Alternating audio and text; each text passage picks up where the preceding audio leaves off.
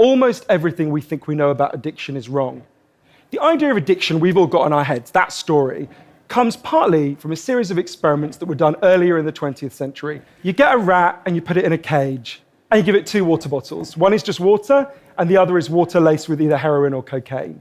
The rat will almost always prefer the drugged water and almost always kill itself quite quickly. In the 70s, Bruce Alexander, professor of psychology in Vancouver, comes along and he looks at this experiment and he noticed something. He said, we're putting the rat in an empty cage. It's got nothing to do except use these drugs. Let's try something a bit different. So Professor Alexander built a cage that he called Rat Park, which is basically heaven for rats, right? They've got loads of cheese, they've got loads of colored balls, they've got loads of tunnels. Crucially, they've got loads of friends, they can have loads of sex, and they've got both the water bottles, the normal water and the drugged water. But here's the fascinating thing. In Rat Park, they don't like the drugged water. They almost never use it. None of them ever use it compulsively. None of them ever overdose. You go from almost 100% overdose when they're isolated to 0% overdose when they have happy and connected lives. What if addiction isn't about your chemical hooks? What if addiction is about your cage? What if addiction is an adaptation to your environment? This has really significant implications. The most obvious implications are for the war on drugs, right?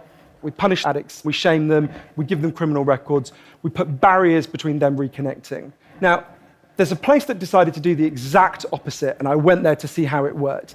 In the year 2000, Portugal had one of the worst drug problems in Europe. So one day, the Prime Minister and the leader of the opposition got together, set up a panel of scientists and doctors to figure out what would genuinely solve the problem. And they came back and they said, decriminalize all drugs, from cannabis to crack. But, and this is the crucial next step, take all the money we used to spend on cutting addicts off, on disconnecting them, and spend it instead on reconnecting them with the society. But the biggest thing they did was the complete opposite of what we do.